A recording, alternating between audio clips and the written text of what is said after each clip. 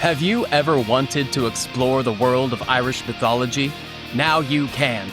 Powered by the 5th edition of the world's greatest role-playing game, the Heroes of Tara Player's Guide contains 3 new classes, rules for chariot driving, headhunting, curses with meaningful consequences, and many more features, all dedicated to bringing the ancient world of Irish legend to vivid life on the gaming table. Get your copy on drivethrurpg.com today. Centuries ago, a war was fought, and Rigoria was destroyed. But in a last-ditch effort, there was one elf who buried a little bit of magic. Guarantee anyone will find it. Let's hope someone does. And now, one young man Pops, what is this? will have to end a war started long before his time. Can't run! Can't! His spell has taken hold. This is the last possible chance this world may have. Echoes of Rigoria, now available wherever you listen to your podcasts.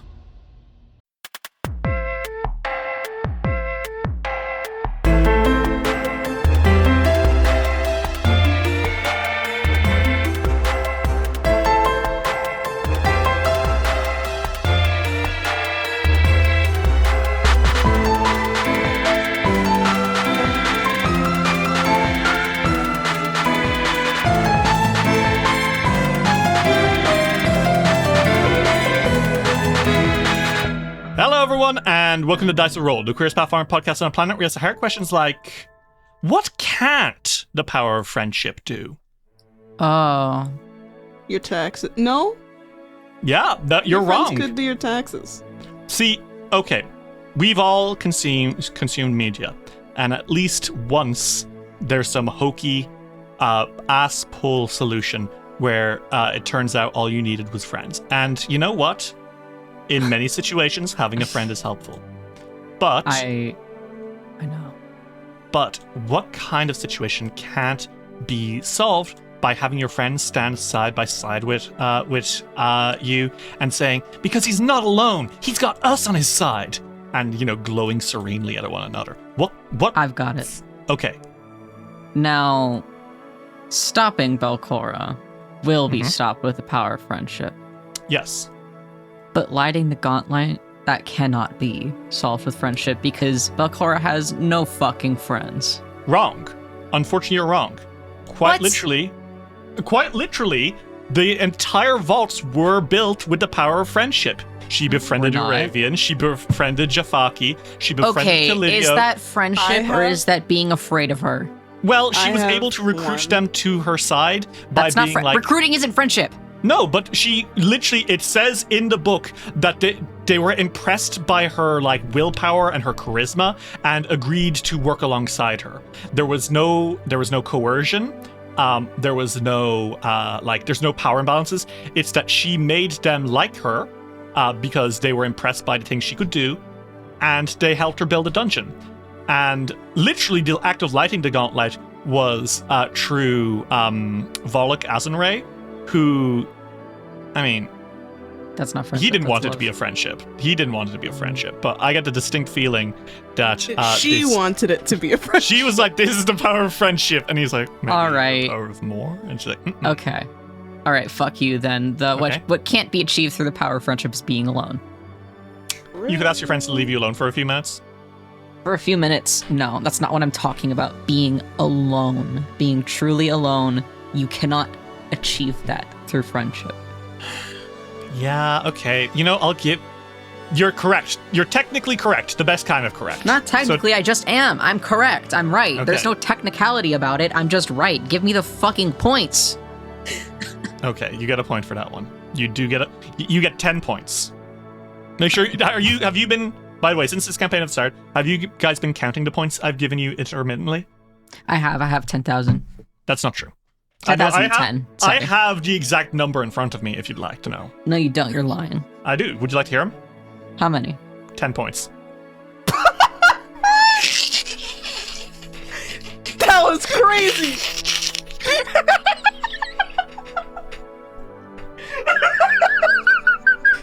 Why didn't you stutter? That was nuts.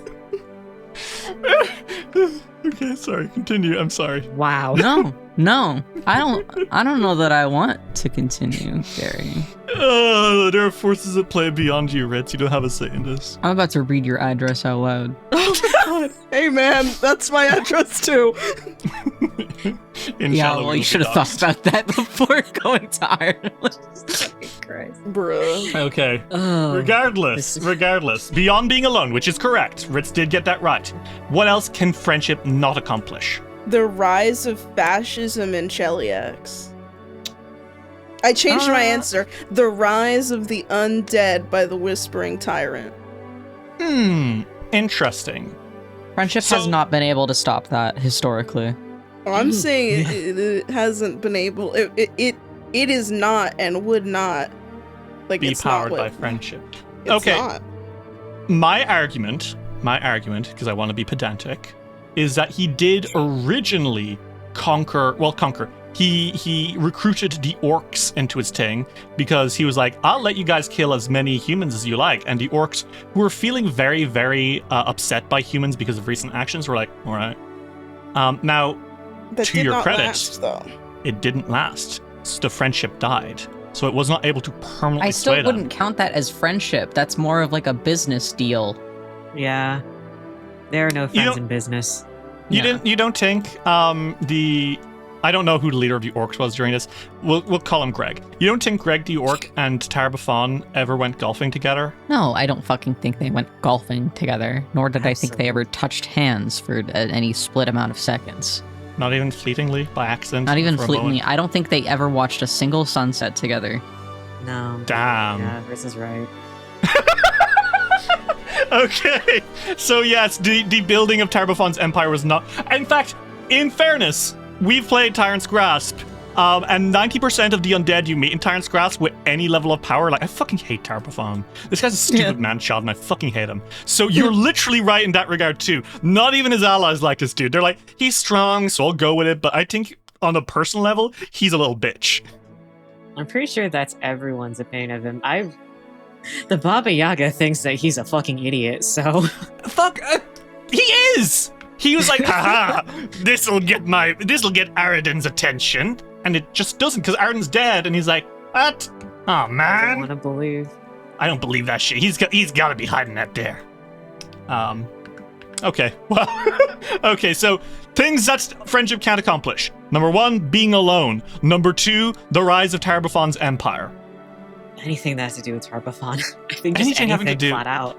Dude is terminally friendless. Yeah. Let me look up, if I Google Bitchless, friendless. the bitchless lich. Truly. Yeah, no, I Googled the word Tarbafon, and there's not... Control F friend. Nothing. He has no friends. All his associates are servants or people who hate him. Mm-hmm. Yup. That sucks, bro. Okay. What else? We need one more. Gotta make it the rule of three. What else can friendship not do? It can't die. Aww. True friendship can't die. True friend. You know, aww. Well, isn't that lovely? Give me a hero point. You, before this, okay. You can't walk it back now.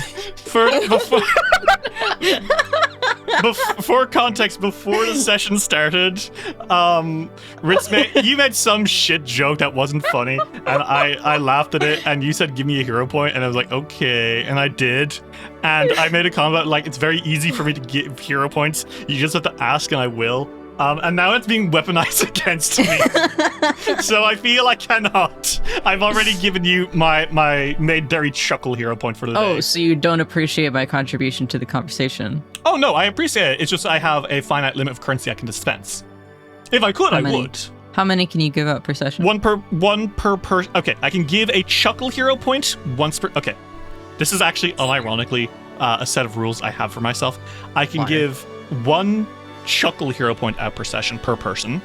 I can give, like, if someone does something I generally think is like snort worthy, I will give it to them. If someone does something truly incredible and heroic in character, I'll give it to them. And that could also just be like, you know, an emotional scene.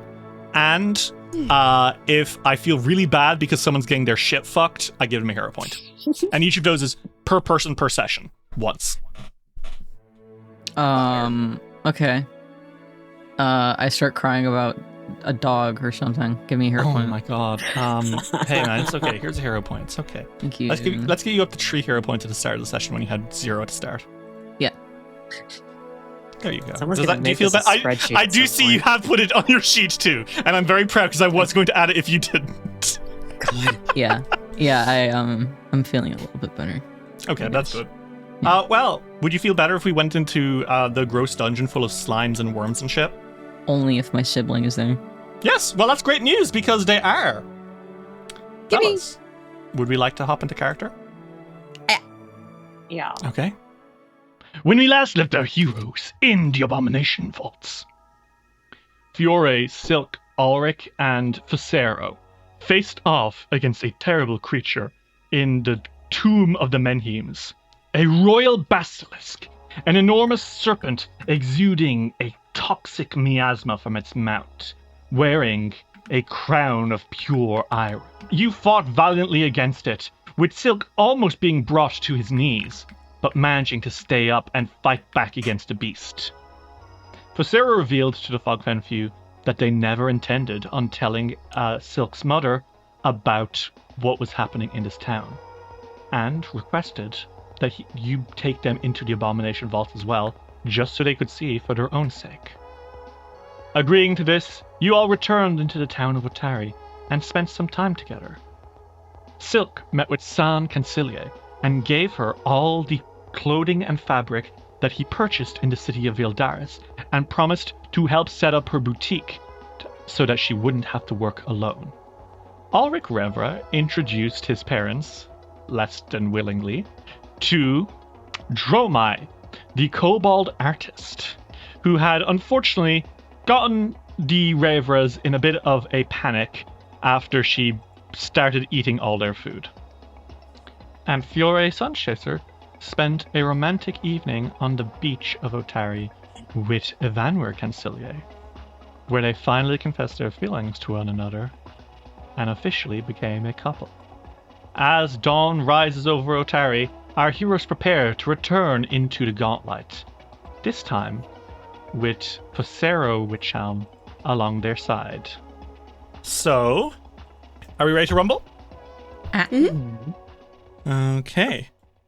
The morning sun rises over misty Otari. There was a thunderstorm last night. They're not uncommon at this time of year. It's July, and Otari is by the sea.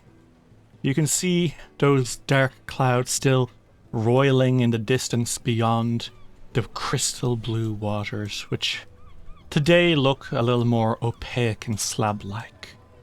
Nonetheless, the Fogfen Few, you each awaken. The air is humid and it sticks to you, coating you in a thin sheen as you prepare to enter the comparatively much cooler dungeons. Once you make your way through the sticky swamp on the way, of course.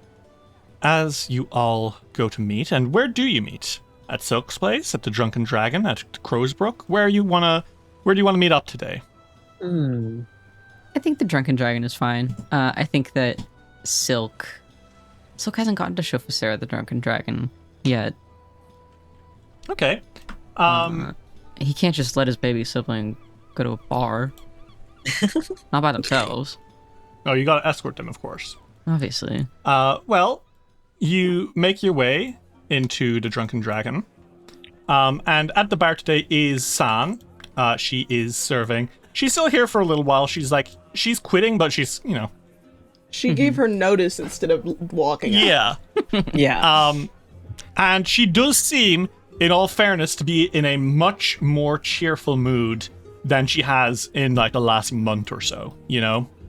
I think when you enter, she waves and she furrows her brow when she sees Phosero. But nonetheless, you guys are able to kind of like sit and chat. Something that might be worth noting is you haven't seen the Dungeon Delvers? Don't worry about it. It's probably Yeah. fine. Is that the official stance? For this very moment, Silk does not mind too much not seeing Jubilost. Well, Fiore and Ulrich, the two of you have certainly noticed as well. And Phosero is once again completely stone-faced. I think when everyone else is getting their morning tea, they just get water. They're a fellow Hydro homie, Fiore. Regardless, non-alcoholic drinks. this is alien to me. I'm Irish. You are all sat around your usual table in the Drunken Dragon. I think there's not many people in here right now, so you guys are able to discuss your plan. Silk is sipping on his morning mimosa. Sometimes it's a daiquiri, to be honestly. But it's a mimosa. And he's kind of leaned back in his chair, legs crossed as they usually are. And he's like, well, I'm sure we'll get there to be a little bit more intuitive for you, Bossy, but the entrance to the dungeon isn't too bad. I have hiked miles through mud and rain many times. But this is a bog.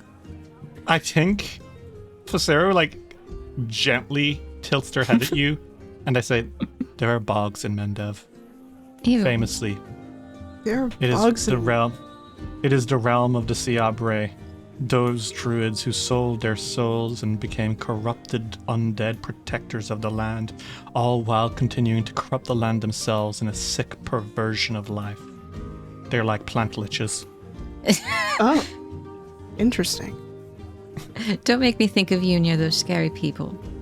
Sorry. Bogs are really interesting ecologically, he says, smiling. Beyond the bog, what is your plan in the dungeon? So if you filled me in on what you've seen so far, but what's in there? What isn't? Exactly. Yeah, I'll allow you to leaf through. and Silk plants his Astronomicon on the table for Phosero to leaf through. Phosero opens the book, and unlike most people who get shocked by how a little bit unhinged your writing gets through it, Phosero just leaves through it and says, No questions? No. Did we have anything that we were supposed to do next? Well, we have what's ailing our dear friends down there and preventing them from leaving. We also do have investigation to do with Wanda, of all things. We do still have the waters to go out on. We do have to do that eventually. You know that, right? I don't want to. I know. And as well, we do have a dragon. Yes, that too. We do have the dragon. I don't believe I'm missing anything. Omniscient voice in my head. You got a voice in your head? What? Silk, listen to me. You need to buy more guns. Now. How many? How many more? Okay, Silk, you need to go to Absalom. You need to buy 3 more guns. Make sure you get at least 1 rifle. Okay. Then you have to go to Cheliax, the city of Westcrown. Westcrown. Bad things are going to happen in the near future in Cheliax. You need to make sure it doesn't happen. I need Kill to be Abigail Troon. Okay. At the table, you hear him say, "Kill Abigail Through." Well, I mean, that's not a bad idea. Coffee. Really stupid. Dumb bit. No, that doesn't happen. No, of course not. Unless, no. Unless. you, Silk, beyond that, okay. So the quests you have are something is stopping the Caligny from going underground. Yes. Wanda the Wandering Machine is from this level, and there's a weird place with her face carved into the side. Then there is the dragon, the final fulcrum lens. Oh, that little gnome fellow asked, hey, if you find, like, my ancestral hero, that'd be great. But, you know, no pressure on that as much. And I think that's it. Yeah. I got think pretty so. much all of it, right? Yeah, I think so. Cool. Give me your point. No. No. I physically cannot. You're maxed out. Fuck. Okay. Yeah, no, jokes aside, you have everything. Yeah. lots to pick from. Lots to do. And all this and needing to go down further once we have all of the fulcrum lenses. Oh, take a look, Fussy. And he pulls out the emerald one that they just got. And he's like, point it that way.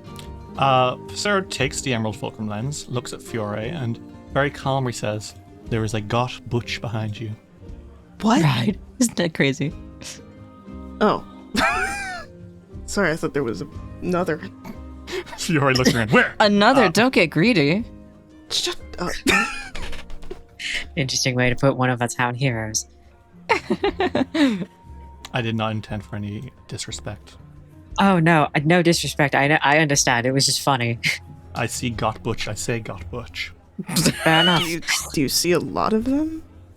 One of my companions is a butch, but she is resistant to any efforts to become got. You've tried to make her go. Oh, I haven't. Oh. Yet. Yes? Yes. Her sister, however, is a got butch. But this is an inside. We're getting very inside jokey here.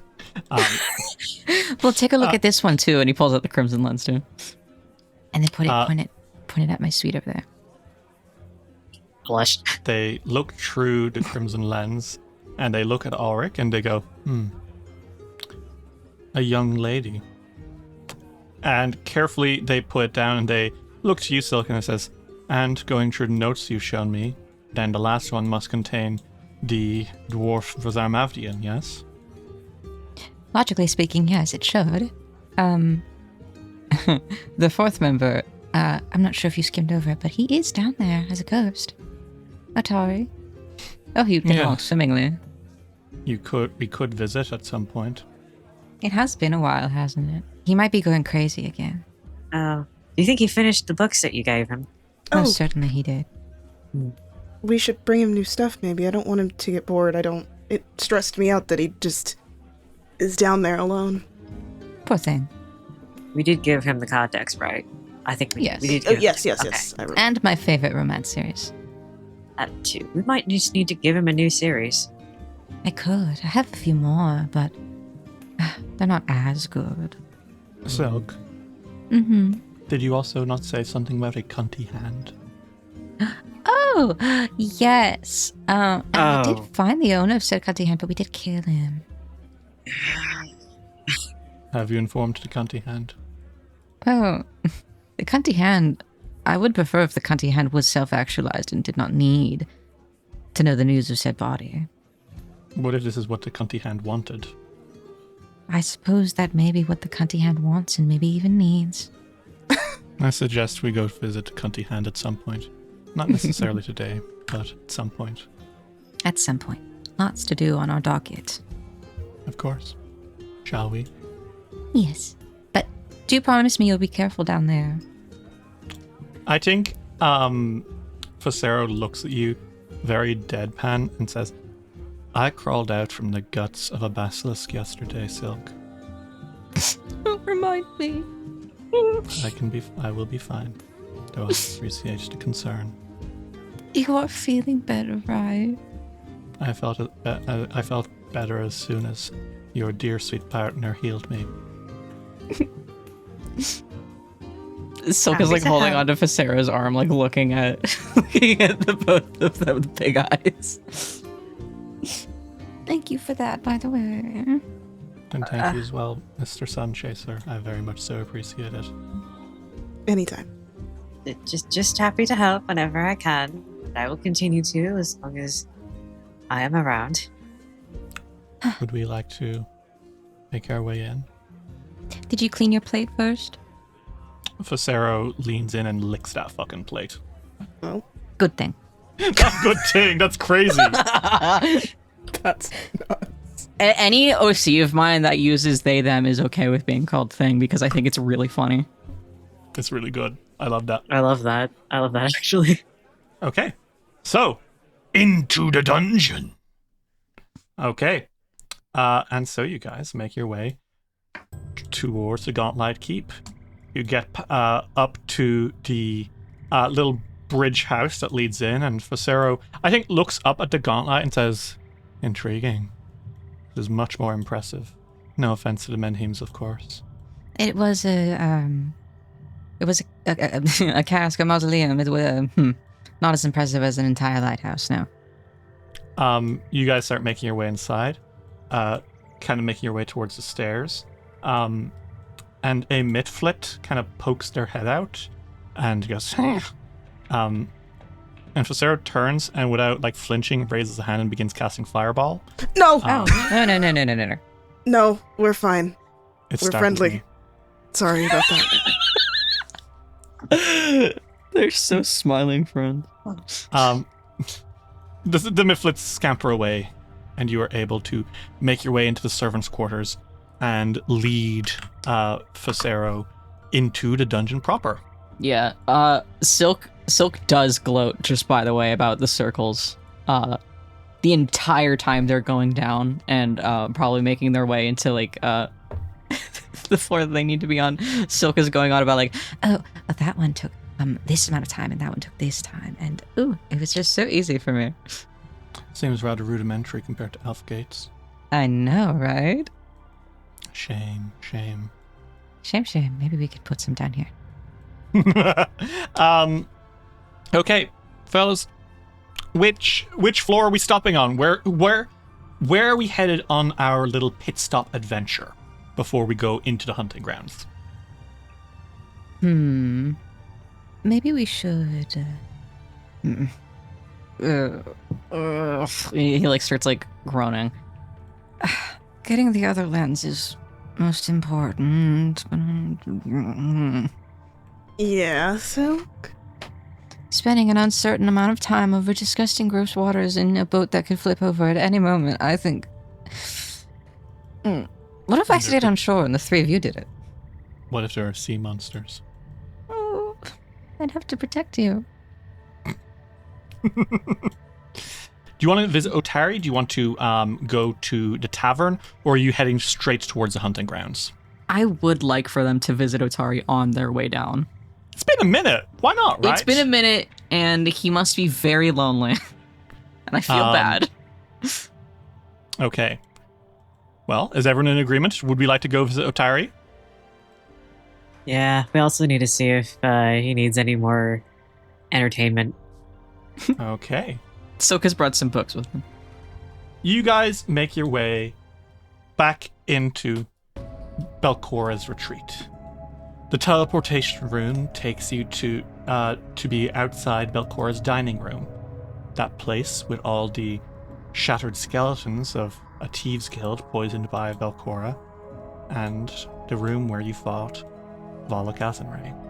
You make your way out of there through a series of connecting tunnels, through the room where you found some of the Scalatraxes that attacked Otari, past the very long corridor that leads into the Ghost Walk, down alongside the pavilion where you fought Jarl Mesmin, past the disposal pond where the corpse of a giant dead monster lies, and to the south, in a little grotto with 3 feet deep water, the now skeletons of ghoul cultists, which have sunk to the bottom of the water, and in the back, an island with a human skeleton dressed in rotten leather armor, clutching a rapier.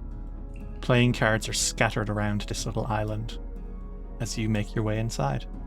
Phosero, for what it's worth, is quiet. They slink into the water, they do not really care, as it comes up to their chest. Ulrich, Silk, and Fiore, how are you approaching this? Same way that Fiore always approaches it. He does not care if he gets wet. Someone is carrying Silk. Ulrich is carrying Silk. Yeah. Well, as you guys make your way through the water and enter into Otari's tomb, a light rises from the skeleton, and there indeed is Otari Ilvashti himself. And he kind of beams as you all enter. Very obviously, very pleased to see you all. And he says, "Well, lads, sure, how are you doing? Has I'm so glad you came back so soon.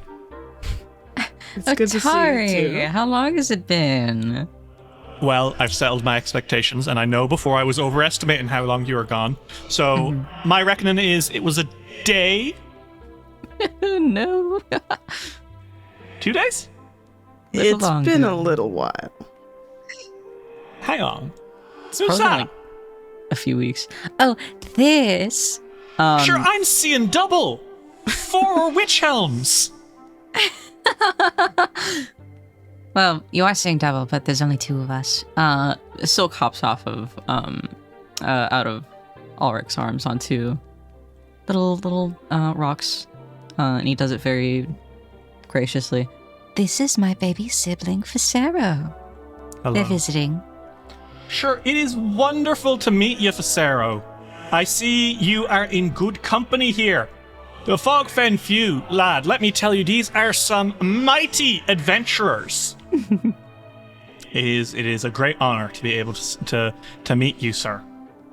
Hi. Cool to meet you too. I see you are as loquacious as your sibling. Now, lads, how are yous doing? How are things? Have you managed to kill Belcora yet? Not yet. Quite yet. But I- we're on the all right. way. Before anything else, listen, lads. Don't mean to rush yous on that, but her power is grown considerably. And I know, Yeah. I'm sure that you are foiling her at every corner, making your way deeper and deeper into the dungeon, all that. She is growing stronger. When you first came to me, she was not able to leave the first floor, like the bottom floor of the dungeon. I can feel her getting stronger and able to move further and further every single day. Sure, any day now, she might be able to go onto the 9th or 8th floors? I fear that we're at that point right now. Ah, feck it anyway. Well, good news though. The lenses that she requires, we've 2 of 3 of them in our possession. Lenses. Lenses. Yeah, I'm lost, lad. I don't actually know what you're talking Oh, about. I'm fully aware that you are.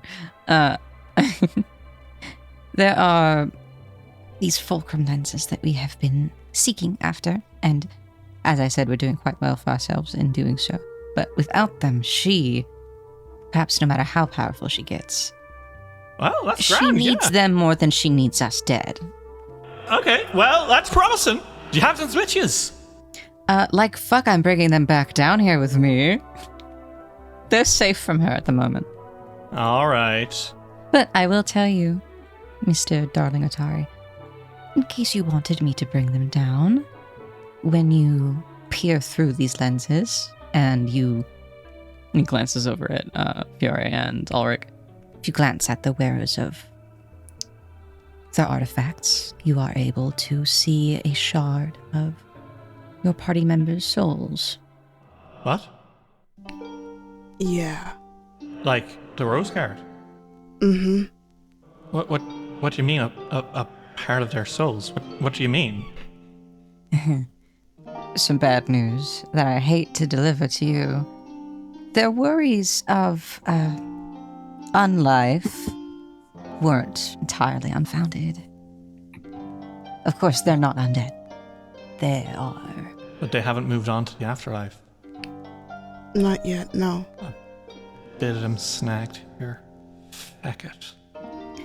It is Look. unfortunate, but hopefully they won't be It- stuck for much longer. Please make sure that they don't. I don't know about myself. I've done bad things. I was a criminal once. I've hurt people, but Vol, Zarmi, Aesafana, they're good people. They deserve happiness.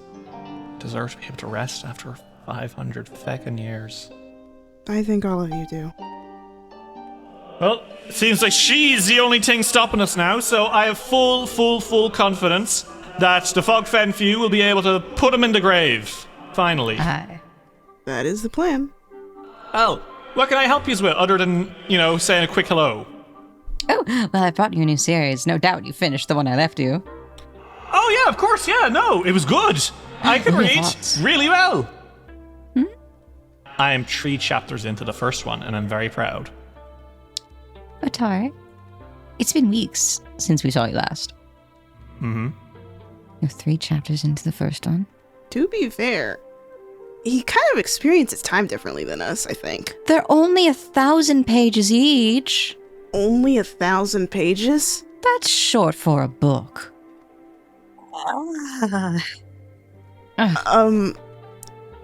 No. Yes. Look at my Most- library. Please, I have books longer than your forearm. Silk. That's insane. That's factually true, yes. There are many large tomes. But like a book is usually like if I read a book, and I do read a lot, it's like 400 pages. You short lives need to stop and smell the flowers sometimes. That is me.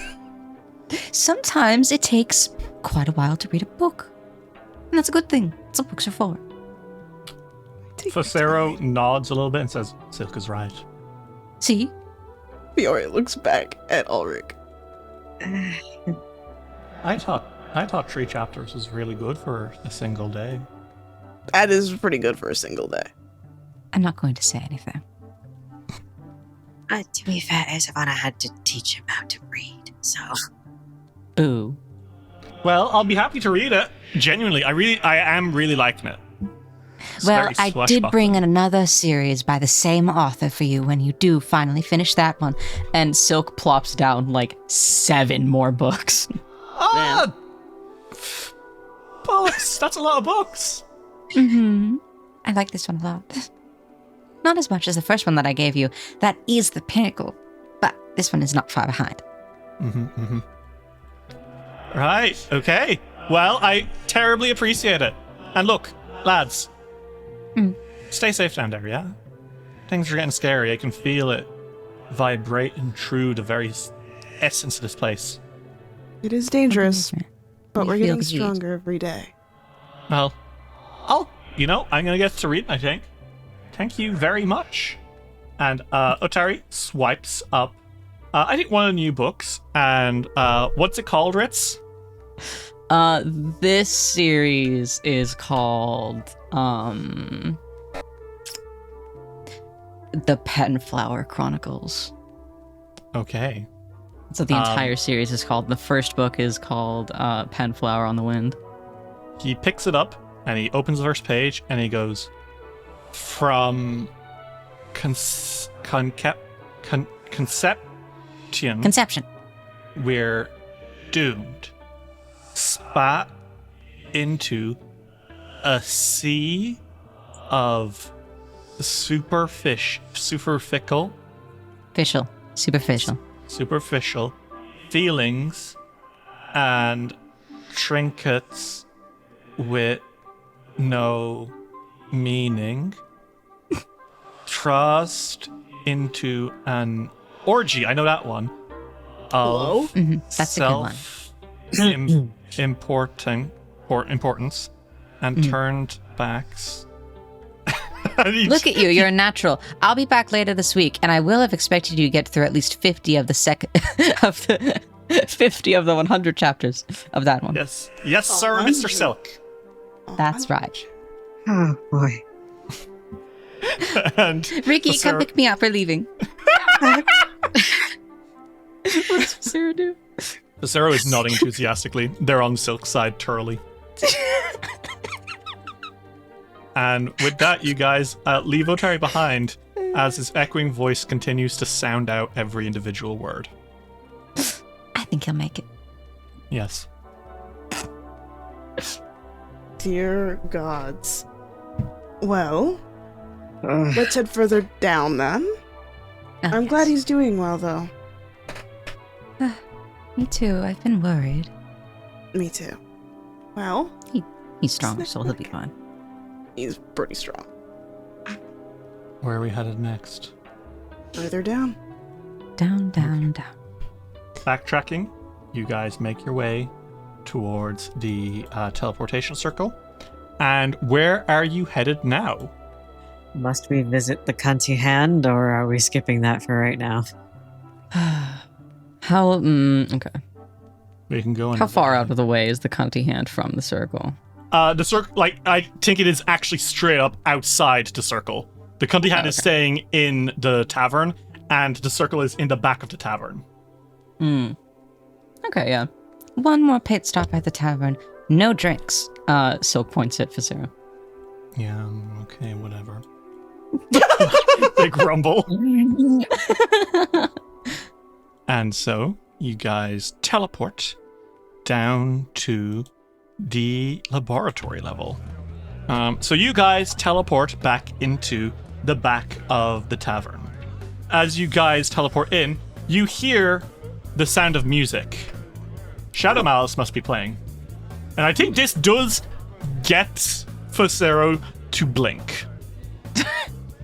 And Phosero glances at you guys and says, "What?" Oh, there's live music here. It does make me happy. You've never been to a tavern like this. I have... Yeah. I think they're thoroughly perplexed by this. Opening the door, you guys are able to make your way out into the tavern itself, starting by going into the back rooms. As you do, you see the backroom crew working away, including Jedzelli, the victim of Miss Motley, who smiles very, very excitedly when Ulrich enters, and Foxy, the what you now know is Nyendalar. Yeah. One fucking second. They pass through in silk stops. And what's he doing? He's, I think, cutting some vegetable as you enter, and he looks up at you and goes, "Right." Hello. Foxy, 1 second. Oh, yeah, what's up? Can I help? He extends a hand. He wipes his hand off on a dish rag and takes your hand. He puts his other hand atop of his, and he's like, I would like to apologize. What for? I now understand. The Ayatollah people are a beautiful lot. Thanks. Oh, you thought we would drow! I did. Yeah, I don't think you're remember evil. now. Oh, But I you do just... think that you're a little bit of a cunt. But that's okay, because I am Okay. too. You know what? Yeah, fair. Well, wait, how do you know about the... Oh, we met with the queen. You met with Quora? Yes, we're quite good friends. Okay. And did you... She didn't say anything strange about anything? Strange oh, how? no, she wasn't going to kill us. She changed her mind. Oh, okay. Great. Yeah, great. Cool. Yeah, cool. Well, you enjoy Ildaris and all that. Yeah. Thank you, my love. And he pets the top of his hand. He lets go, and he prestos his hands clean. Yeah. God. And I think Foxy kind of vanishes into a back room. Amends made. I think Phosero glances at Ulrich and Fiore and says, "What was that about?" Silk thought he was a drow. No, I got that much. Why was he acting so fucking suspicious? I don't know. Unsure about the details? Uh, Maybe we could ask, Queen Cora. maybe. Perhaps. Might be a Hang good on. idea. Ulrich also uses his fucking sonar bunny ears. Didn't hear anything from that's coming from the back room. Would you like to make a perception check, Ulrich, to listen and see what Foxy's up to? Yeah. Ulrich, you hear that he is pacing. Pacing. It's definitely on edge. That's weird. Shrug. It's probably nothing, right? Probably nothing. Fiore looks at Ulrich like, we should leave them alone. Okay, you say so. I mean, we We can have a hand talk- to find. I mean, we can talk to him. I don't mind, but I also don't want to crowd him. Like, tell us your emotional problems or something. I suppose, but If you'd like, we can. we already know the situation that Cora herself is in, and Who knows who Laura has under her thumb over here? That's true. I could just be paranoid, but I don't know. Safety is also... A priority. Having any kind of safety is a relief in a place like this. Mm-hmm. But we can find Hans first and think about what to do with this later. Surely it's nothing because he's our friend and he would never lie to us about anything. Yeah, surely. Well, you guys, with that in mind, slip out into the Warped Brew Tavern. And, indeed, on the stage, you see Shadow Malice, Nox de Caligny, Gulzash de Zulgat, Kragala de Hringar, and Rita the Ratfolk, all playing to a crowd of Morlocks who are cheering and roaring, and Murshen, the weird sauna guy, and of course, weird sauna guy. Well, he is a weird sauna guy. He really is the thing. Really at the was same weird. table as Murshen is none other than Hans de Cunty Hand, who is tapping along to the music. From across the tavern, there's a very high-pitched Hans. Hans pivots on his tum, to like look at you, and then starts drumming his fingers excitedly on the table. And Murshen in his again, I just need to reiterate how weirdly revealing his outfit is. He's essentially wearing a tight underwear looking thing made of leather, a green coat that is open in the front, some gloves, and he's still got that metal Jafaki made him. Oh, and they're fingerless gloves. Don't get it twisted. They're fingerless gloves. They're fingerless gloves. Don't get it twisted. Well, Murshen goes, "Hey, it is the Fogfen Few, huh? Come here." Hello. Fiore comes over to say hello. Phosero very politely walks alongside. Don't worry about that guy. I'm seeing double. 4 elves. What? I'm Why are not you an seeing? elf. Why are you seeing 4? I'm seeing double. Is Okay, this well, the bit you're doing you're the today, second Derry? person to say that. And if you were seeing double, that's just a play on how the two of us look very much alike because we're siblings. I've had a lot to drink. No, you said the exact same thing as someone else who wasn't drunk. This is a lot to drink. What the fuck is... Okay, whatever. Hans, Tippy taps his hands excitedly. He comes up to you, Ulrich, and gives you a nudge with a big, gross, rotten finger. Yeah, okay. Hi, Hans. He kind of flips over so he can wave at you.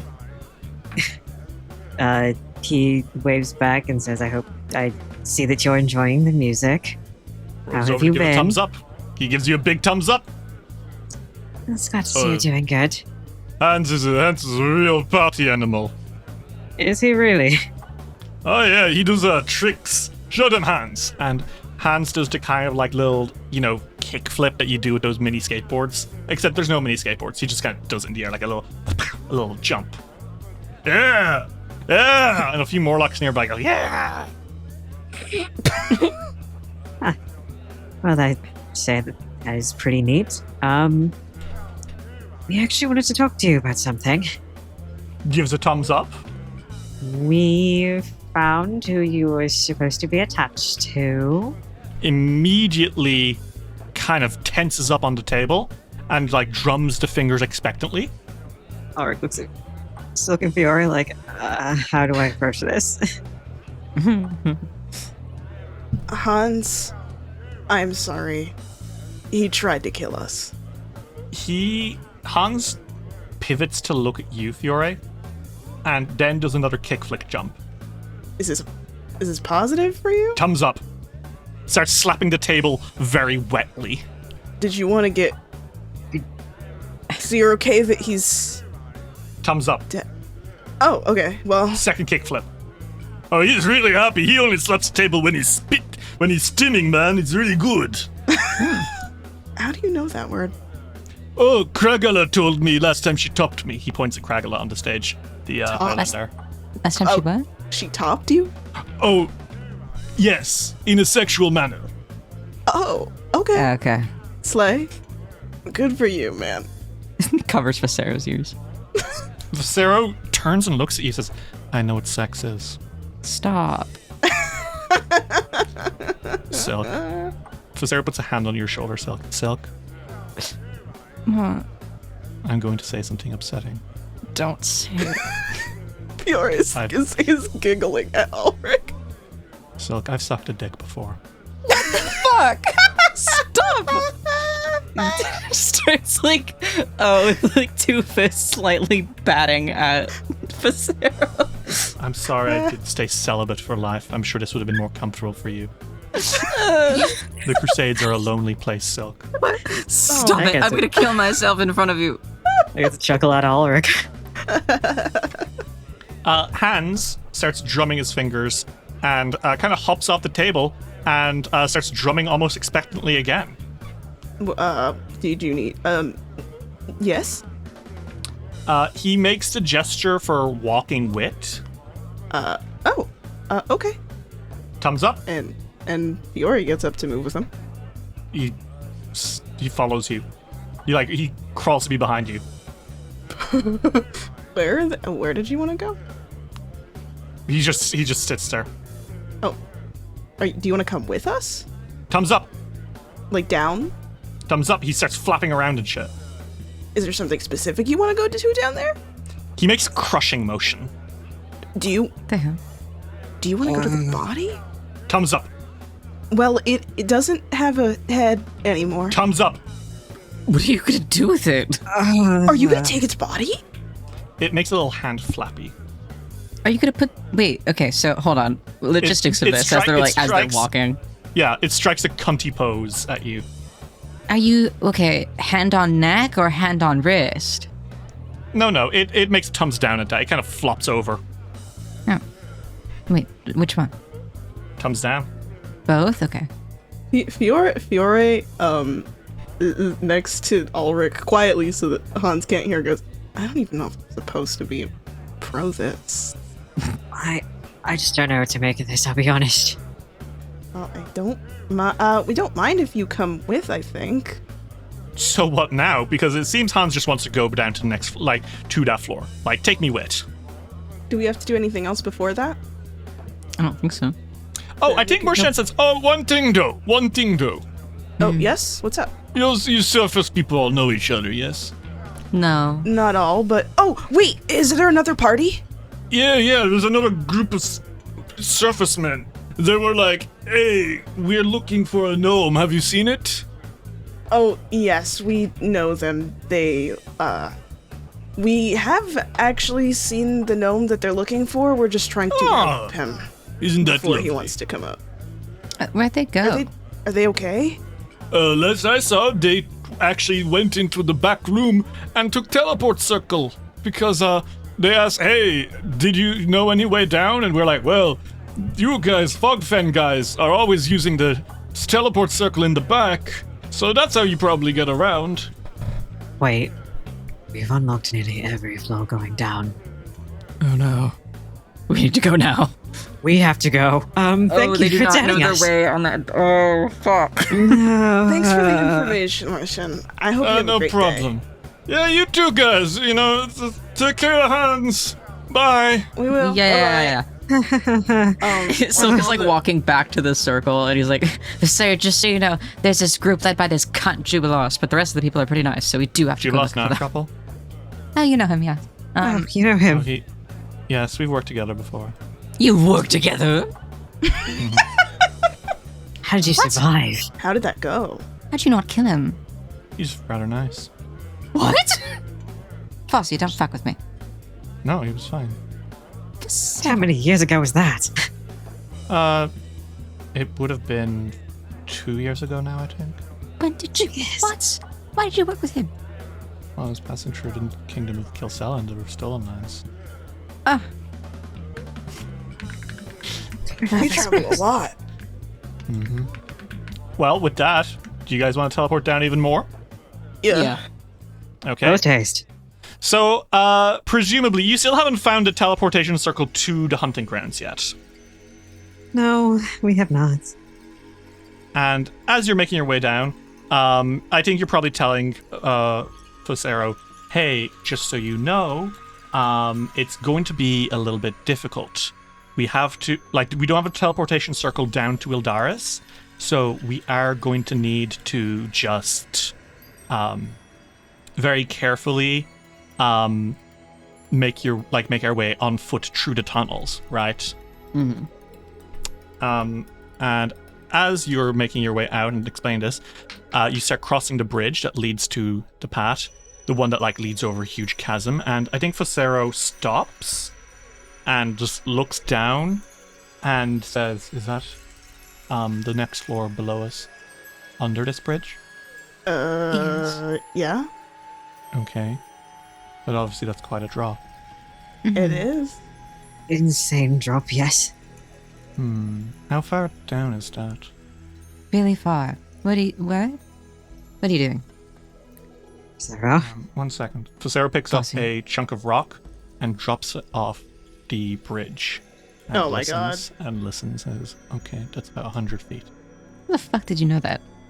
I've been in the Crusades. You have to let That can't be your answer for everything. I No, I think it can. Dearest brother, it is. 1 moment. And then Phosero casts Fly and levitates a foot off the floor and says, hold on tight. And goes to you, Fiore. And I have picks you wings. up. Okay. He's so. It's when you pick up a cat and it's really. Oh. And they just go stiff. He's like, I have no idea how to process what is happening right now. Wait, you have wings? Did you say? You didn't say. Oh. Oh no, On yeah, your back. yeah. I thought You they can were kind just of. for show. No, they came in kind of recently. My mom had to, so you can kind of see they're new. Okay. Then he puts you down, and then he goes to you, Ulrich, to pick you up. You can't fly around. Okay. Umbral wings, hang on. Is this a set of umbral wings? Yeah. You can easily get down 100 feet in just a few seconds. Why with one can of you these. all fly? Oh, okay. Shalik, Yes? have you not learned Fly? Don't full name me. It is one of the most powerful spells. I don't need it. Phosero looks over the edge, then looks back at you, and says, rather than spending 2 hours wandering caves, why don't we fly down? I suppose. Fuck, I guess. Language. He throws his hands up. And you guys, they pick you up and they fly you down. So it goes, But then when they put you down on the floor, they say, 1 second, I will go back up for Hans. I think. And they're flying up, and then you you see a shape falling from the bridge. oh my god. Phosero has to fly to catch it because Hans would not survive this fall. Oh my god. No, They he's do catch no. the big ass hand as it's falling, and they go, ugh. And you guys safely land in the hunting grounds without Hans having to jumped off. Yep. Oh my god. Zero preservation instinct. No, Phosero comes down with Hans and Silk is like, are you suicidal? What was that? Hans poses cuntily. What the hell is wrong with you? Sorry. You cocky son of a bitch. I think it might be stupid. It doesn't have a brain. Does it need one? No, so long as it has a heart. Smile. Well, I don't think it has that either, my love. And so you guys are safely within the hunting grounds themselves. Mm-hmm. That saved you 2 hours. That's pretty good. As you all land, you can see all the mushrooms, the pillars, the Caligny home, all the... Hey. I knew you were gonna throw something in. Yeah, once you started listing things off, I was on edge. What is wrong with Ildaris? What? No. Oh. Shit. What is wrong with it? The lights are still sparkling. People are alive. Things are fine. But you can see that things are not as you left them. The walls have been eroded. You can see damage to the buildings and structures, almost like these incredibly tall, rocky buildings were made not of stone, but of clay, and something dissolved parts of it. You can see the destroyed parts of the walls have almost been liquefied and then recalcified. You also can see an increased patrol of knights along the city walls. Would you all like to make a recall knowledge check to see if you can figure out what could have done any of that? Mm-hmm. You also can go into actions and you can drag recall knowledge into your hotbar, so you can just click it whenever. Yeah, that's true. That's probably a really good idea. Shit, I never even thought of that. Give me a hero. I'd give you one, but your fucking hero points are full. I can't, bro. Use a hero point and I'll give you a hero point. I have no reason to. You haven't given me a chance to. Not yet. Not yet. It's an extras, actually. Just you guys take a look. And yeah, I got bad news. You can all tell very easily that whatever attacked this city was able to spout out jets of concentrated acid. Ravarex, the bog dragon that lurks this place, seems to have attacked Ildaris. Now, why would it do that? Could it be that Ildaris has done something to upset Belcora recently? Yeah, quite recently. Yeah. God, she might have. Phosero glances at you, Tree, and kind of blinks and says, "You seem very concerned. I assume it doesn't usually look like that." No, it doesn't. What do we do? Do you want to go check Ildaris? Yes, please. Okay. Shall we? We have to check on Mike. Who is Mike? Don't worry about it. Dice Will Roll will return after these messages. We now return to Dice Will Roll. You guys make your way towards Ildaris. It's only maybe a 20-minute walk from here. And you can see there are far more guards out. Like, you are stopped very quickly as you approach by people who are checking, who the hell are you? And I think one of the guards, as he recognizes you, says, "The surface men. Hi. You need to be careful. We What's going don't on? know how many will-o-wisps are about, keeping an eye on us. I would recommend," and they lean into their bag and they pull out some cloaks. "Put these on if you're approaching the city any closer." Noted. And I think he then kind of glances down at Hans and says, "Make a friend?" Yeah. All right. Well, no, I shan't judge. You have clearance to enter, but please wear your cloaks. Thank Of you. course, yeah. Of course. Noted. So puts Phosero's on and then he puts on his. You guys make your way inside. And you are very quickly welcomed into Castle Ildaris, where striding up to you, not wearing anything even remotely royal, and in fact, yes, carrying many weapons with her, is Quora Azenray. There are, and I will say, guards everywhere. There are like ballistas on like the walls of the city, and there are like big conjured lights being shone, kind of like almost spotlights, just to make sure everything's fine. When Quora approaches you, she welcomes you with open arms and she says, "Silk, Ulrich, Fiore, and Hello. oh my god, I'm seeing double. 2 Witchhelms. Fucking finally, someone gets it right.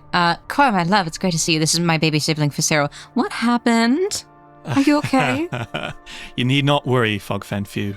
I knew what we were getting ourselves into. We all knew what we were getting ourselves into. What happened? Well, Belcora noticed that we declared war on her, didn't she? She knows that we killed Corfell. She knows we wiped out the cult. And she knows we took the Emerald Lens. She is fully aware that you lot are causing trouble and you're making your way down towards her. And I dare say she's getting very angry about that. I'd imagine. We were attacked. 2 nights ago, it was a double feature. Double, you say? Mm-hmm. I will be honest, we were expecting one of them, we were not expecting the other. What were you expecting? Well, obviously we were expecting Ravarex. Fair. The bog dragon came in, roaring and screaming, spewing black tar that could melt metal into a pool of liquid. But then it was what came from beneath that really shocked us, and I dare say, did more damage. What was it? Beneath. It was World Eater. Huh? Huh? Her personal pet. Oh, great. The fucking worm? You've heard of it, then? I thought we saw its carcass. Ulrich,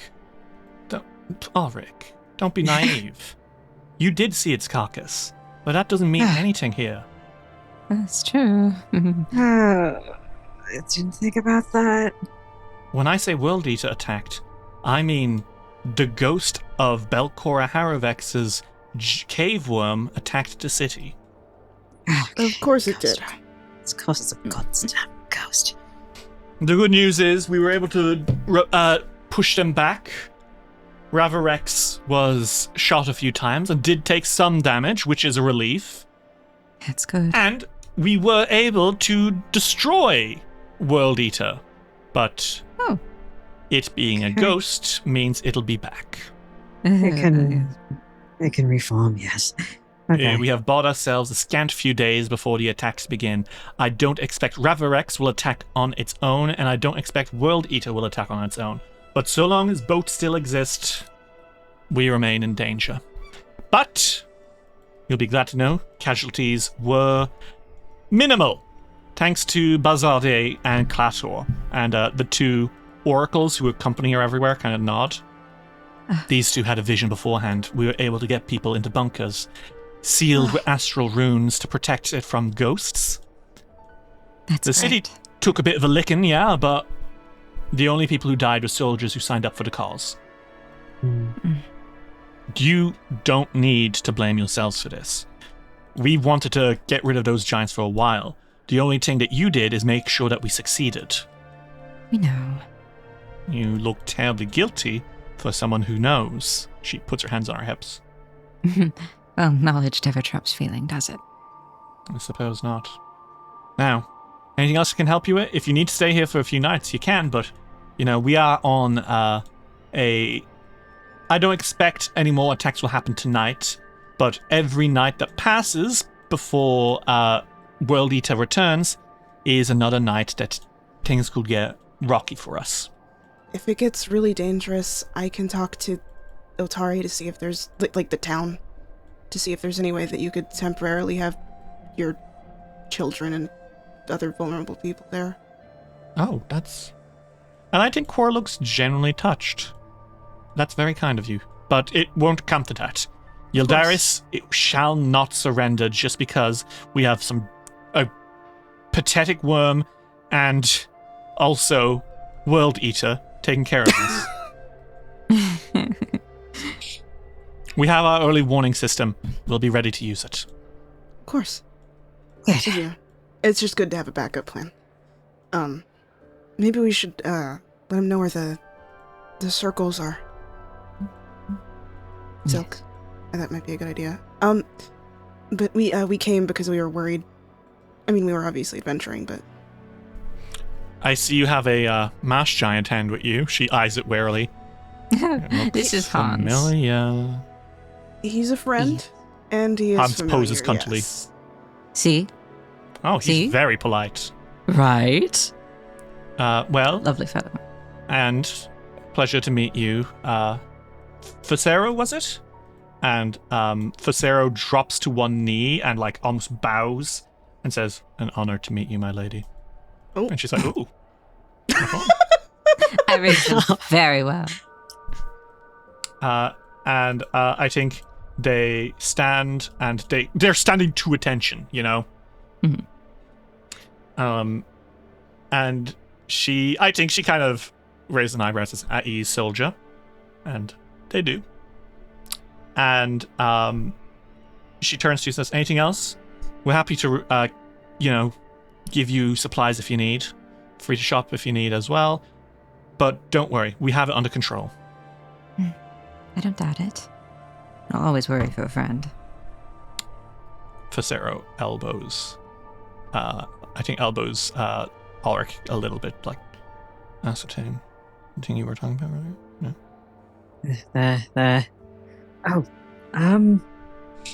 So we met another cavern elf on one of the earlier floors, works in a right. tavern.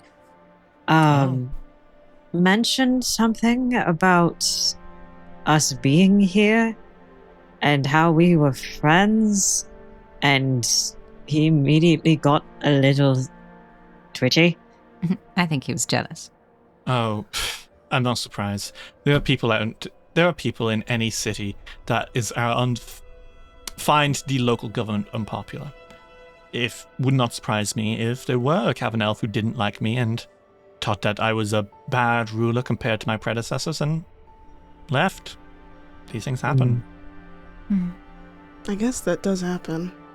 I don't know, he struck me as slightly suspicious because the second we mentioned Eldaris, the guy just went to the back and started pacing warily.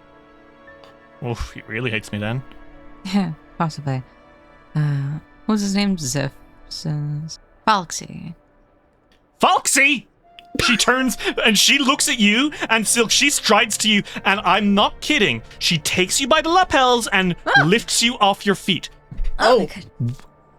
Foxy. He said his name was Foxy. Yes. Oh boy. Me! She drops you. Of course. God damn. Where was he? Stupid asshole. Where do you know him? What happened? Fuck. What's the two? Oh, I don't know, so tell me how I know Foxy Azenray. Oh! Is it Azenray? Never mentioned the surname? Yeah, fucking obviously not, because he's off ignoring his duties. Did your We brother? thought he was dead! No, he's working in a tavern. On the laboratory floor. First cousin, single person in my bloodline still alive, apparently. Oh my god. Oh. And he's up there in the fucking laboratory? He's kind of a dick. Yeah, that's Foxy. Thank you for letting me know. Quest complete. You didn't even know it was a quest to be completed. Shit. Okay, so yeah. We thought he was wondering- dead. God damn it. I don't even know. You know what? I'm not touching that. We have a war with Belcora. We can go rescue my wayward cousin after this. Yes. That is true. Right. I'm so sorry. I had no idea. We'd met him before because that's a friendly tavern of people that don't want to kill us. I was really mostly- afraid of him. Well, I mean, my favorite tavern's up on the surface, but But I fucking found, yeah. You wrinkled my blouse. Hush. She waves a hand. She waves a hand towards the oracles, and like one of them casts prestidigitation. Oh, well, I could have done that. Regardless, thank you for delivering that. I'm going to have to talk to some advisors and figure out what the move is. Why would he run away? I don't know. But I'm happy we could let you know he's still alive. And I'm sorry you had to find out this way. He was chopping onions up there. Of course he bloody was. Whatever. It's fine. It's fine. I don't care. I'm cool. I have a war to fight. There's a dragon, there's a ghost worm. That's what I should be focusing on. Right. Yeah. Thank you Yes, very much, girl. Fogfen Few. What did he say?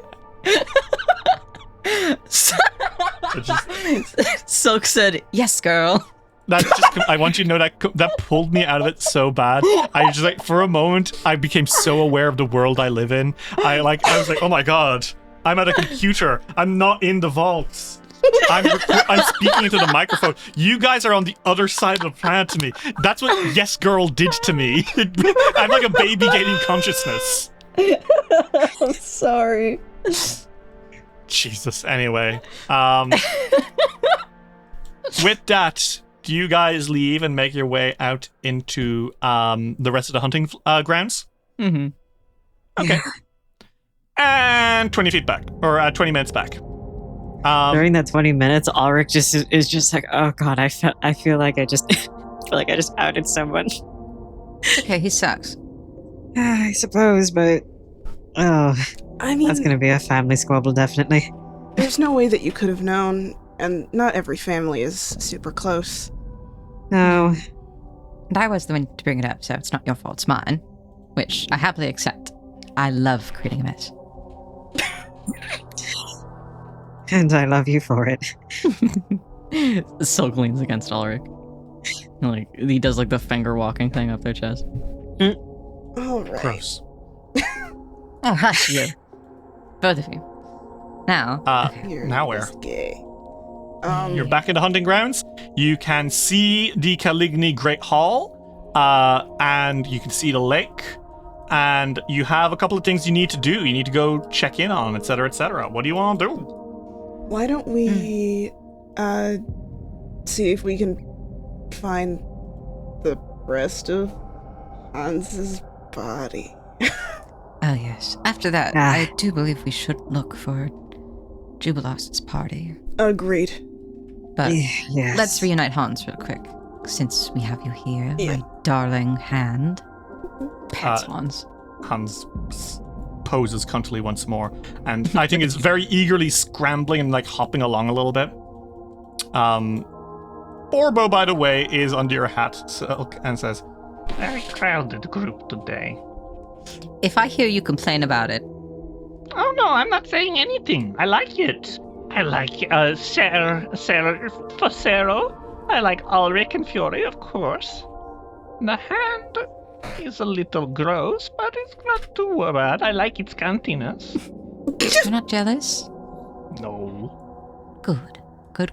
I'm glad you're working on that. Just as long as Dromai's not here, I guess. Ulrich said that loud enough. Yeah. What's this? Nothing. My little Borbo, Phosero, has problems with being jealous of other little things that follow us. He thinks I'm going to replace him. "Are you?" Of course not. He's my darling apprentice. They turn and they look to Borbo and it's like, "Get over it." And Borbo goes, Oh my god. What? They have a point, my love. God damn Borbo it. puffs. You guys move into the Cavern of the Giants. It smells so bad. Ugh. It is piles of rotting giants. No one has come to clean them up. There are a few scavengers. There are a few scavengers about. I think there are like decompositors. I'm not going to go into detail, but it stinks. It's bad. It's awful. But we see Hans skittering very, very, very excitedly. And as he gets up to one particular corpse, a headless giant with a hook for a hand, it seems almost elated. And it kind of like starts hopping up and down a little bit, pleased. Before it goes to the body goes to the hand, seizes around the wrist, not the hook hand, the wrist with the hand attached, and you hear a loud crack. Oh my god. Oh, goodness. And it yanks that hand off. Oh, you wanted a brother. That's beautiful. And it seizes the other hand of Corfel and holds it. Oh. And it starts rolling around holding it. That's sweet. Quest complete. A pair reunited. Oh.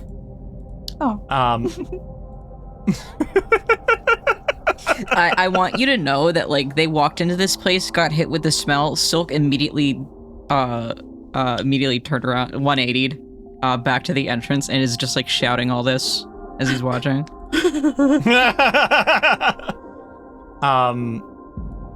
And I think eventually he comes back to you. And he kind of just does a little hopping up and down on the floor happily because he's very pleased, obviously. And it gives you a big thumbs up as a thank you. Oh. Are you gonna roam together forever now? Thumbs up. Oh. Wow. It's dragging. This hand is not an animated hand. I know. It is a dead guy's hand. Beggars can't be choosers. And what it does is it pulls off the ring it has on itself. And it just kind of pulls it off and drops it onto the floor and like nudges it towards you. What's that? Okay. He just pushes it towards you. It's for you. Is this a reward? Thumbs up. Thank you. Oh. What gem is it? Terry, what gem is it? You take a look and you can recognize that it is an agate with like a dark red banding into orange and like pale tan. It's beautiful. The ring itself is also beautiful. I am going to say though something that's going to be a little bit maybe shocking. It is a lot bigger than your hands. Oh. Like, this giant ring, it will, even though it is like very thin and delicate, it is not going to fit onto any of you. Not even as a bracelet. Not as a bracelet. But you know what you could wear it as? Crown? A fucking belt. Oh. Are you for real? I am for real. In fact, this particular one is a bravery baldric. Now, obviously a baldric, it's not... And what that'll do is when you are wearing it, it will give you great courage.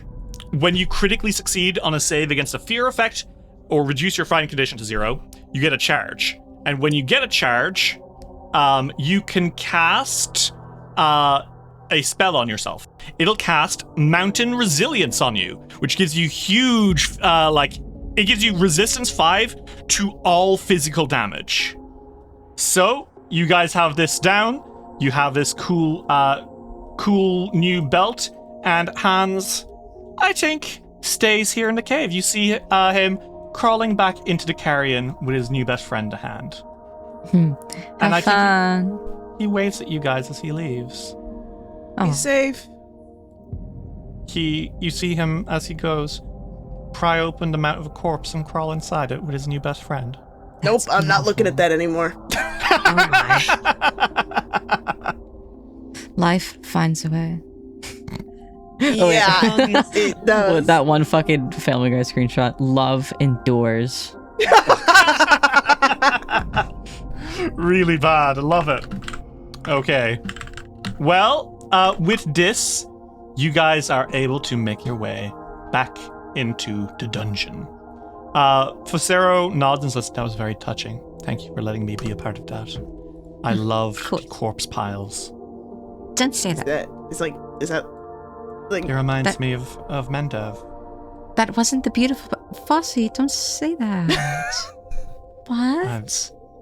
Silk, do you think demons are nice and polite? No, they make corpse piles. No, but the This is corpse piles aren't beautiful. It's nostalgic for me. Oh my god, I need to get you a therapist. Hellfury's been trying. She would have been trying for the both of them. Oh, you know it. Back into the dungeon. Hey, real quick, can you guys roll me a... Great. All right. Roll me a d20. You've definitely been here for 15 minutes now. DC 5 flat check beaten. You're fine. No monsters jump out and grab you. Great. That's good. This as well. Oh, thank God. So I think Phosero turns and looks to you and says, "Now what? That's one quest down again." We So have far, to I'm look for fine. the other party. Mm-hmm. Do you think they're down here? It's possible. I hope so. Would anyone have Well- seen them? We should have asked in the damn town. Language. We could go... Sorry. You were cursing earlier. No. Yes, you were. He grabs Phosero by the ear. Now you're just being a little shit. They look a little coy. We could go ask the Caligny. Oh, that's true. Yes. The only If they've other seen them. people. Yeah. We'll drop in. Yeah, who knows? Maybe they're catching up together already, and Jubilost is trying to force him out, and he's saying no. God, I hope so. Well, you guys make your way towards the Great Hall of the Caligny. As you go inside, you are quickly able to, meet with Galudu, who comes out to meet you.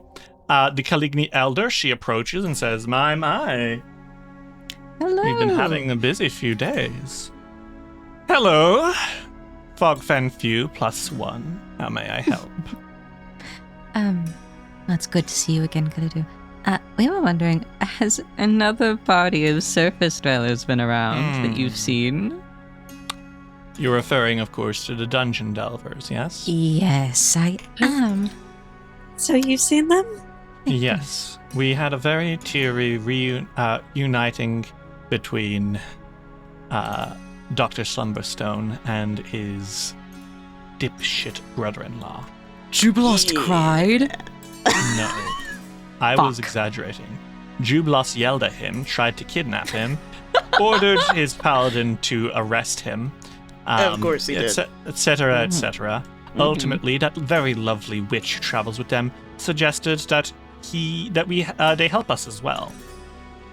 Oh. Shit. Oh no.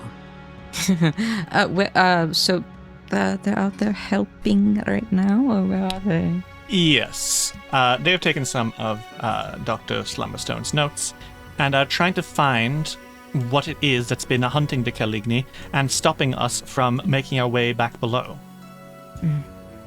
Something is keeping us here in the dungeon, and Slumberstone won't leave until he's helped us. And your friend, Jubilost Nowtropple, has stated that he... Okay, well, clearly I'm being sarcastic. Just need to make it clear, sorry. Either way, you were saying. Your friend, or whatever, has been looking for a way to help defeat whatever it is that's been kidnapping people and stopping them from leaving. Okay. They seem fully capable. With any luck, you won't have to do anything yourselves.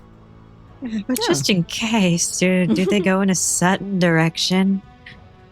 Well, from here, as with many things, you want to go north. That is the way down to floors below, from what I can tell. And it is within there that many of the, how to put it, people who go missing enter and do not return. It is not the only place people have gone missing, but yes, essentially, as I've explained, no matter where anyone goes, if they try going down back below, they vanish.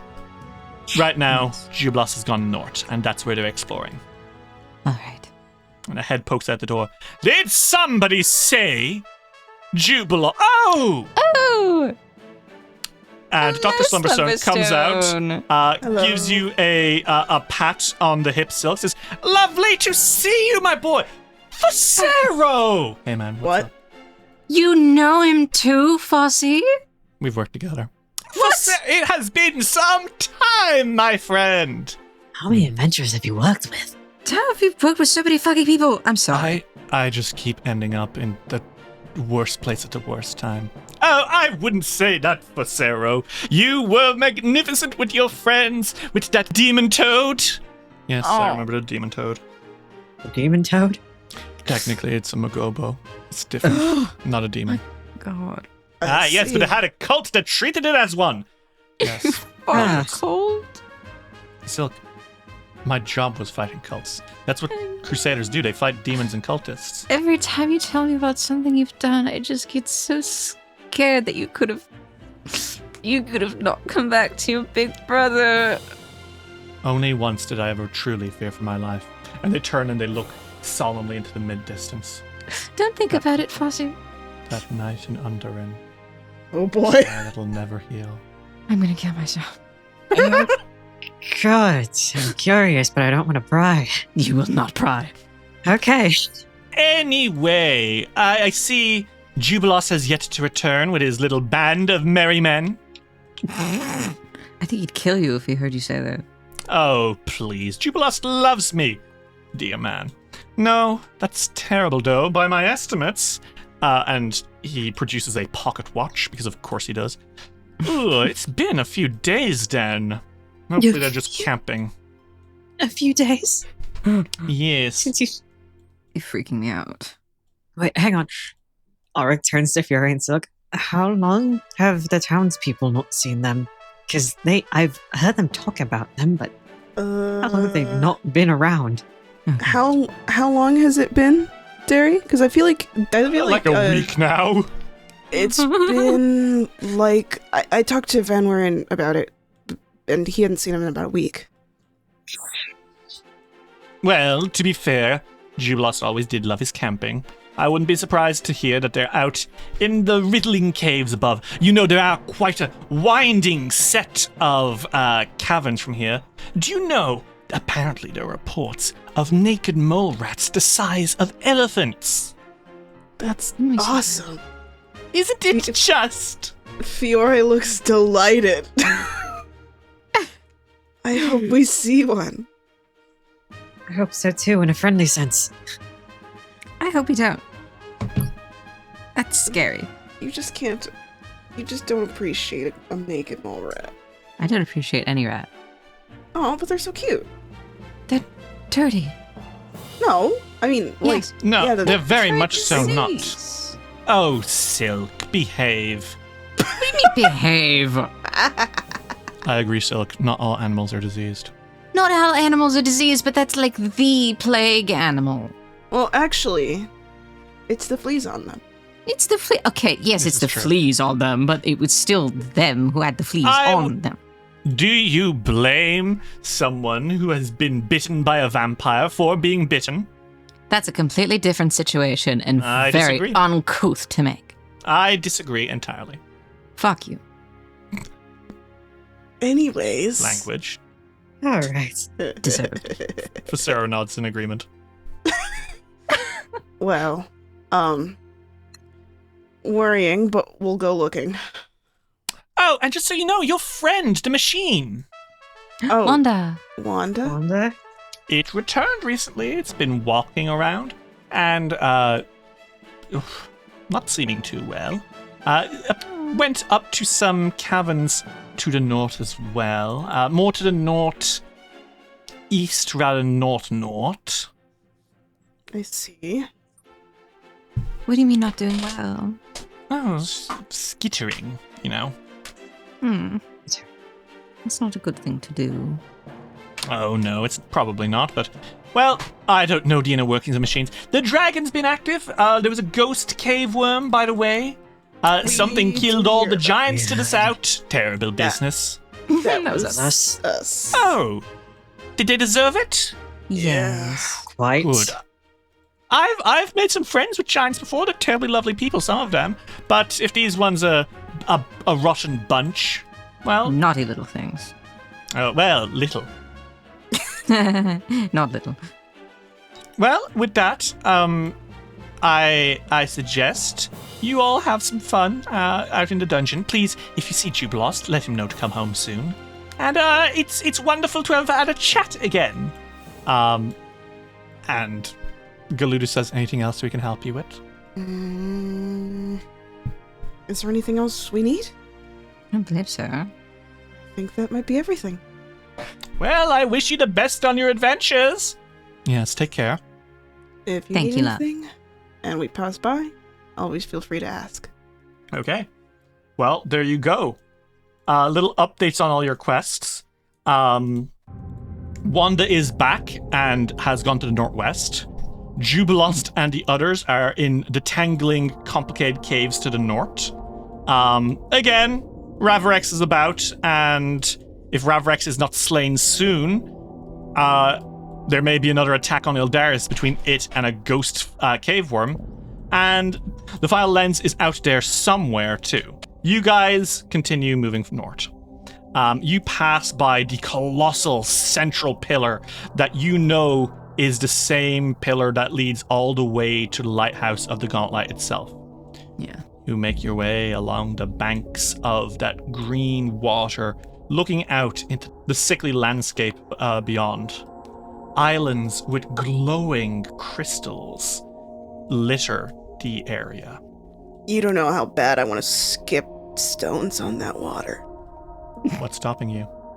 That's an in-character statement, and what's stopping him is the knowledge that that's a dumb idea right now. You could. Nope. Okay. See yourself. Yeah. You guys keep trekking to the north. Make me another D20 check. Little do we know that if Fiore were to skip a rock on the lake, then Belcoro would be defeated. That's what I'm saying. That's Well, At 12, we're good. No random encounter. okay. You continue moving here, and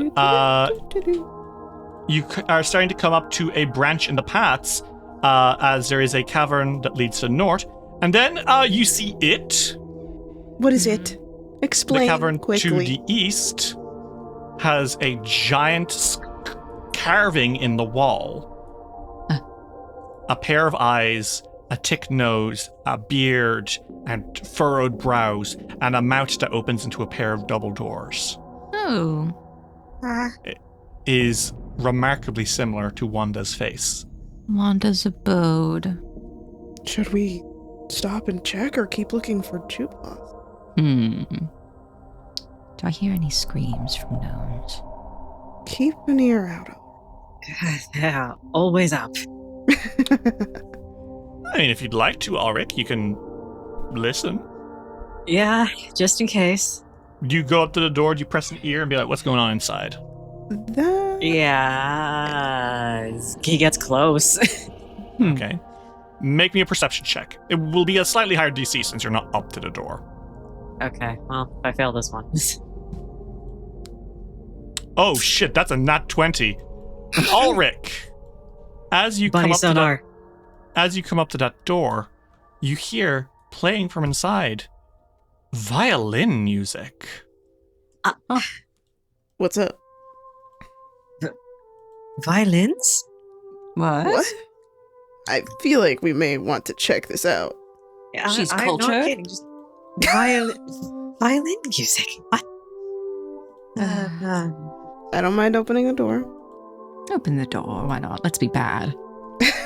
Okay. Okay. These are things that I'm telling myself whenever I would explore the dungeons around the town. You come into the fanciest fucking place you've ever seen. It's like a manor in here. What? At the front desk, you see an assortment of rare treasures and items. You know what? I'm pulling out my treasure vault book. I'm just gonna call out a few random items that you see. Are you ready? Yeah. Okay. Sure. So you see a spiritual war horn, a trumpet made of horn, leather, and metal.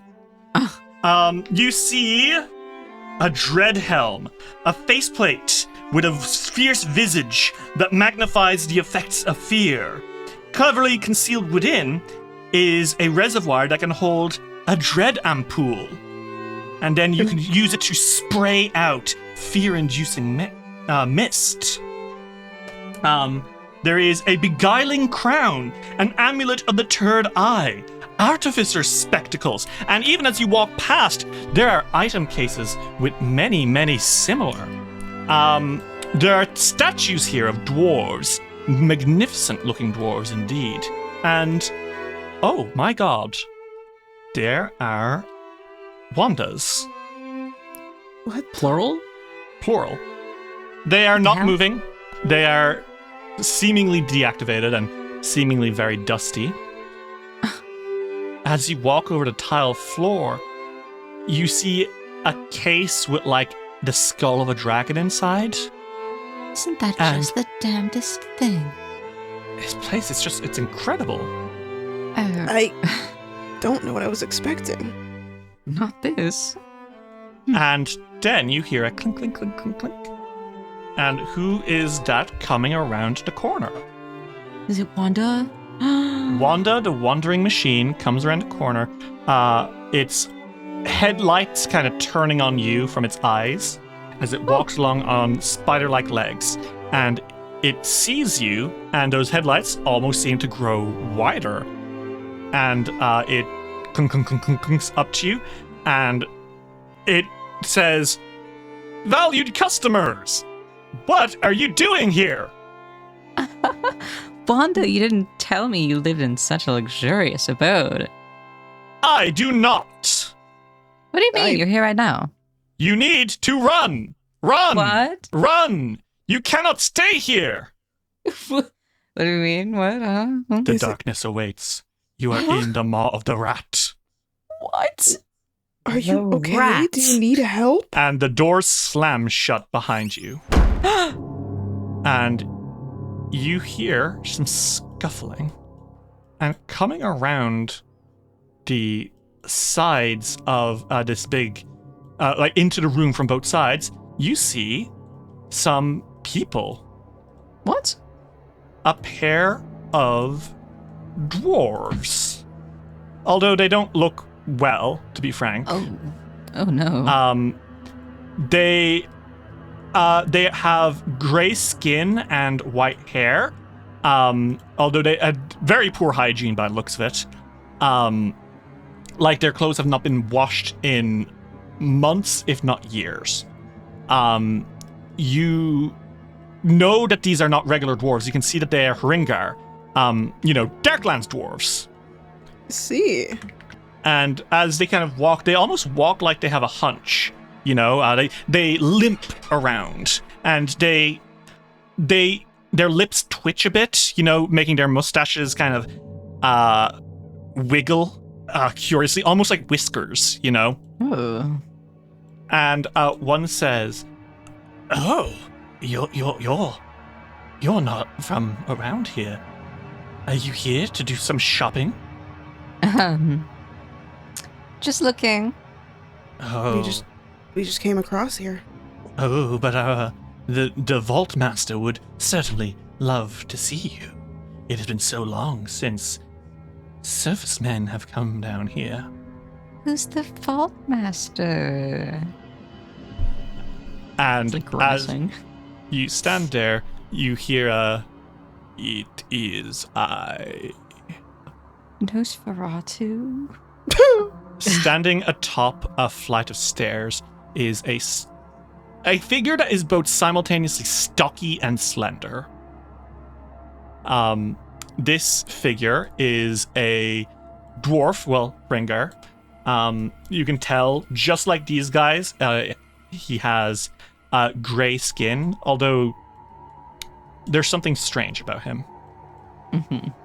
You've always read that dwarves were fiercely proud of their beards. No. He's clean shaven? Mm-hmm. No. Barrick. It's like an angel without his wings. As this man stands at the top of the stairs, almost like frighteningly still, he kind of like calls and says, "You are customers?" Sure, you can say that. The surface men that Lady Belcora spoke of. Are you two acquainted? Oh, yes. I run her, how do you say in the common tongue, treasure vault. I see. arm the dungeon and its many soldiers. I have done so for some time. I see you are wearing treasures from my own collection, no? Yes. Your ring, Cambion. That is a spirit sight ring. Yeah. And you, Empyrean. I see you have many things that once were mine. Your umbral wings among them. You don't say. And that firearm on your hip, Mr. Elf. Don't forget the glasses. Yes, how could I forget the glasses?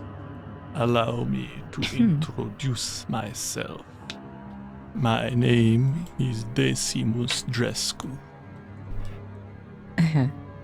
Well, Mr. Drescu, it's a pleasure to meet Master Drescu.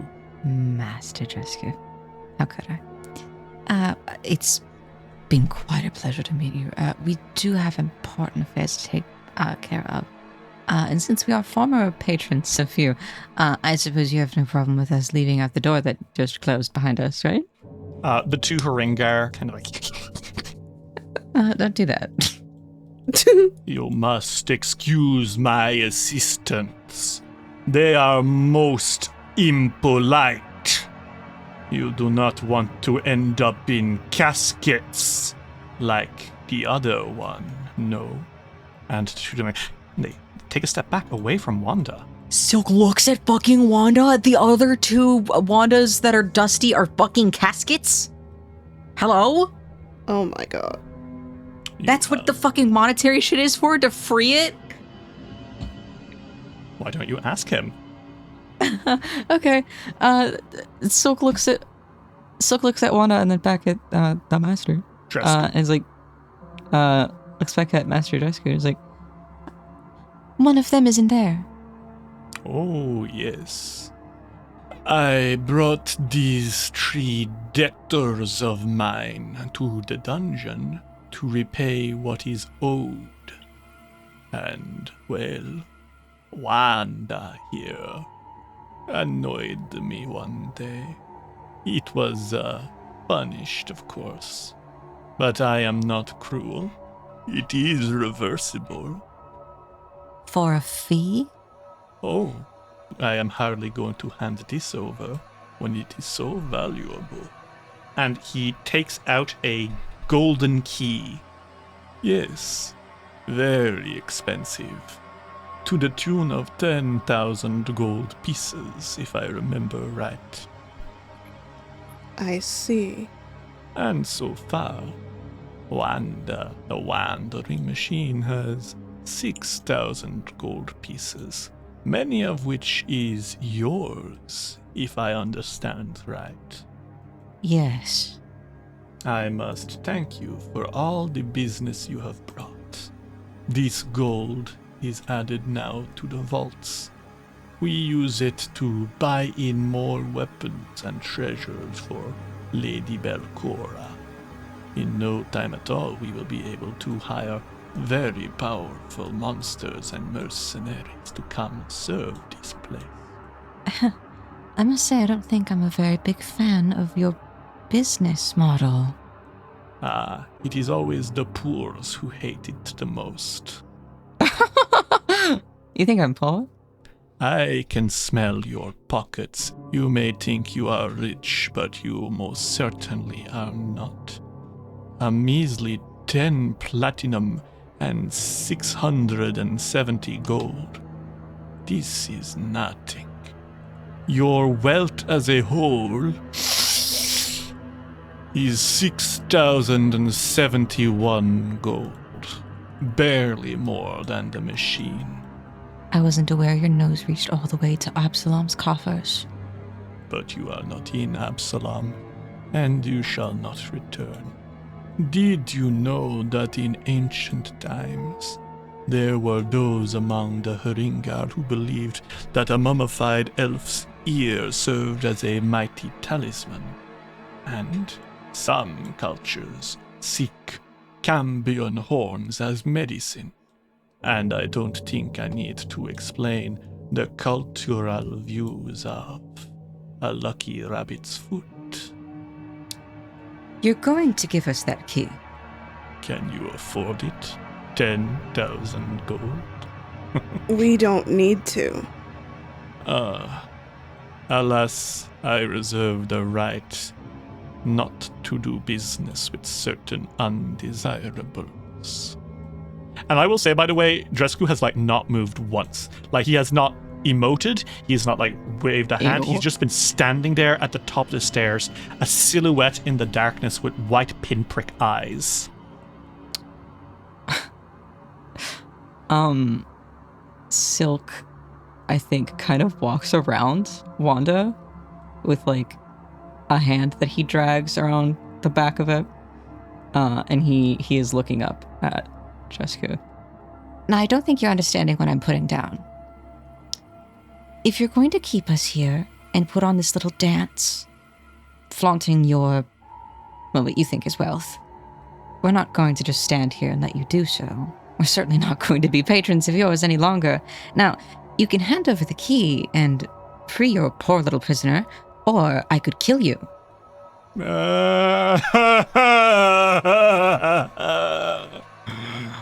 You are funny. If I could still turn you, I would. But the curse is so ancient. I am doomed to be alone with your coin long after you are gone. What do you know of the Heringar boy? What does he know? Make me a society check. And all of you can make this too. Yeah, I will. All right. You call Silk a brokey, he's gonna get really mad. Sorry. Ulrich, you know the most. Silk and Fury, you know that they're Darkland dwarves. But Ulrich, you know more about their culture, as it were. The Heringar are the dwarves who did not leave the Darklands on Torag's quest for the sky, which was hey guys, a meteor is going to strike soon that's going to cause major cave-ins. You need to start doing a quest to the sky now. And most of them were okay. But a few were it's fine down here, which, didn't work out in their favor. So they kind of built their own culture after they were saved by one of the dwarven gods. Druskar, the god of toil and tyranny. Oof, that's fun. Yeah. And he imposed on them certain teachings which defined their culture. You are born owing.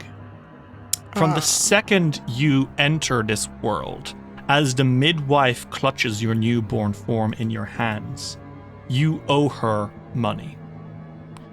The teacher who imparts lessons on you can one day come to your doorstep and say, I will have a percentage of every coin you ever earn. This seems obviously unfeasible, no? If everyone owes everything, then surely people eventually starve and run out of possessions, right? How do you remedy this? You make other people owe you. You keep the cycle going. Not the Pyramid Scheme Society. It is a pyramid scheme society. That's what you know, Ulrich. Silk and Fiore, the two of you know that they're dicks and they're from the Darklands. Silk looks back at the others to see if they know something before he says anything. Forever indebted. All your life. All your existence. Yes, that is very true. The only thing that can end a debt like this is for the creditor to die. What a shame, all that work to end in simple debt. I forsook that path. I chose to continue earning and to become as rich as Droskar demanded. And now I stand for you, with thousands of dwarves in my debt. These two here, they have lost family. They have lost friends. They have lost home and nation, and yet still they serve me. Is that not right? And the two of them nod feverishly, kind of licking their lips a little bit. Why? Because I give them power. And he takes a step down the stairs into the light a little bit. And you see what he is. Fucking Nosferatu. Ta-da! I called it. Yep, there it is. Oh my Silk pulls out his fucking gun. A Nosferatu. Obviously you all recognize it's a Nosferatu. I think, my rules are if out of character you recognize it, in character you recognize it. Yeah, I mean, it's kind of... Also, it makes sense. I feel like a Nosferatu is not, unheard of or anything. There's scary stories about them. Would you like to please roll me a religion check to see what you know about these guys? Oh boy, would I love to. And if you have anything else that you think might be a better roll, you may. Fiore is pulling out a sword, though. Oh, yeah. Yeah. Silk, rotated his gun out. I'll do Bardic Lore instead. Okay. Ulrich, you know again. I think Fiore and Silk, the two of you, are aware that a Nosferatu is a type of vampire, and that they deal in plague, and they're very old. Ulrich, what you know is that Nosferatus are among the first ever vampires. Thousands of years old. Some people suspect that they are, people who survived great plagues, or as you look at this guy and think about what happened to the Haringar, you wonder if maybe could he possibly be so old as to remember the quest for the sky personally. Oh god. But they're so old and ancient. But there's a drawback. Because of their age, Nosferatus can no longer create more of their kind. They will never make spawn. Being bit by a Nosferatu does not make you into a vampire. They are cursed to be alone.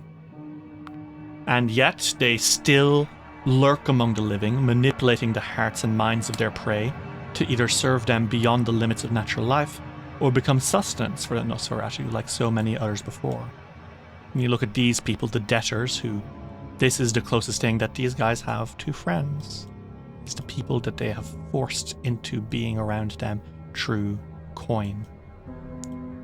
Master Decimus Drescu steps forward and kind of smiles.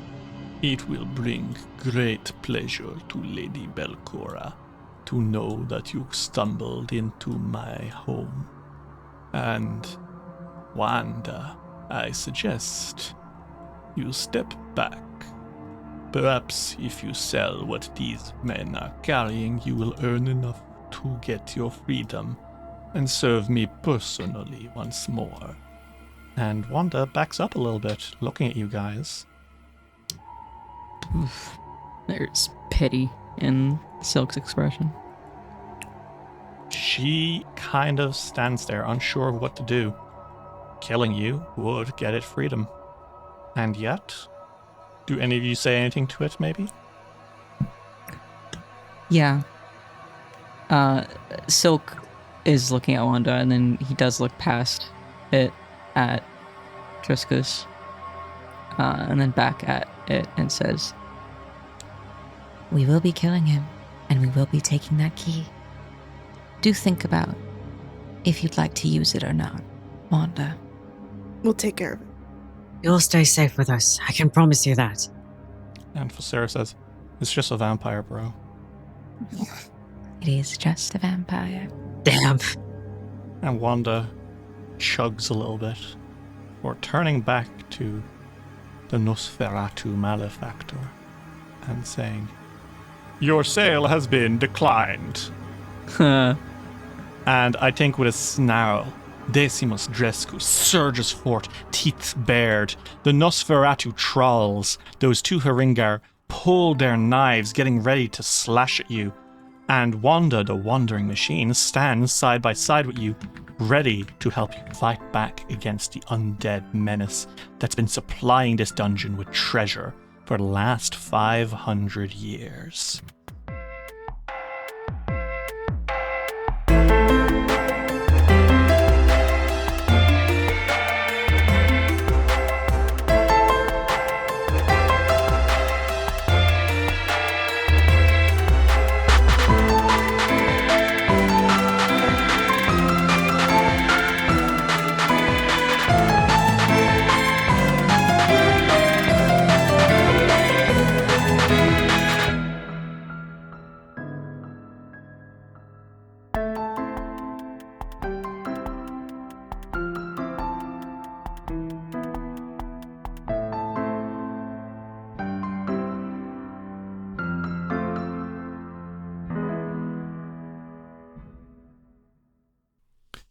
This episode of Dice Wheel Roll would not have been possible without the support of these patrons. Chase Curtin, Tiny Brass Ant, Celestial, Kate Cornelius, Key, Windy, Als, Millie, Nora Rose. Cell Ravau, the Protease Inhibitor, River supports artists, Horror Fan, Lightning Scar, Dr. Caesar MD, A Potato, Derpy Gamer, Queenland Boss, Meow Mai, Abyssal Chimera, Night the Werewolf Teacher, Violet, Kyle Damon, Phoebe Jeebies, Tony Saunders, Mita, Arrive, Mott, Iris, Alexander Criswell, Skyly, Blushed Helion, Genuinely Tricked, Bal Bunyan, Matthew Wilson Krasnovich, Dylan Shark, Jonathan Love, G. Barbera, Luke, Simon Strange, Seth, Rain, Lichalope, Gizmo, Cass, Fabel McElduff, Eva, Remty Bright, Lonesome Chunk, Sean C, Natasha Lee Lumley, Reflux, Ellie, Jenna Mitchell, Kane Kendrick, Sky Evangeline, Triceratops, Anna Maria, Jordan, Emlyn Lerderna, John the Book Hoarder, SS66 Seeker, and Dame Valerie the Third. If you'd like to see what you can get for keeping it rolling, check out patreon.com/dicewheelroll today.